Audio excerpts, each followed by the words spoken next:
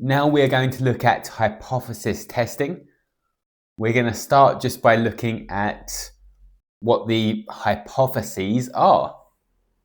So Roy wants to test if a coin is biased towards landing on heads. He tosses the coin 20 times and records the number of times it lands on heads. Describe the test statistic. So the test statistic just means the data that we're going to use to do the test.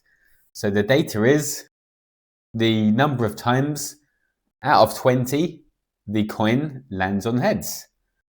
So it's the number of times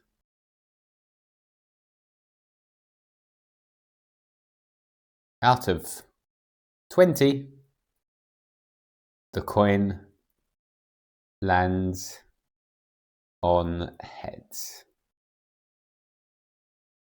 Write down the null hypothesis. So the null hypothesis we write as H0. This is the original. This is what is believed to be true before we do our test. So we would expect the probability, so we call that P, to be equal to a half. So the coin to land on heads half of the time.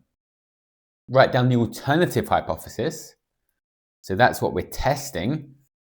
And we're testing if it's biased towards landing on heads. So the probability will be greater than 0.5 of getting a head. And one question for you to try, see if you can give it a go. So Ian wants to test if a dice is biased towards landing on 6. He throws the dice 30 times and records the number of times it lands on 6. Describe the test statistic.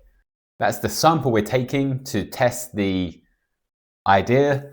So it's the number of 6s we get out of the 30 throws.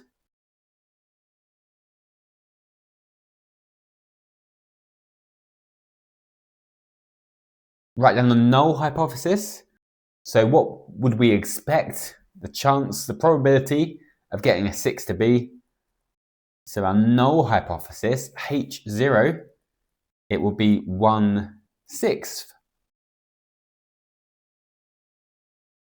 And our alternative hypothesis, what are we testing to see? If it's biased towards landing on 6, so if the probability is greater than 1/6.